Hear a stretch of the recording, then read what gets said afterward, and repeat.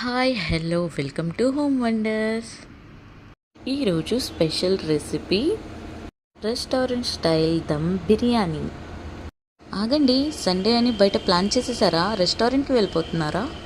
ప్రతిదీ బయట తినేస్తే కిక్కేం ఉంటుందండి. ఇలా ఓసారి ట్రై చేయండి. ముక్క లోన వరకు సాఫ్ట్గా కుక్ అయ్యి ఫ్లేవర్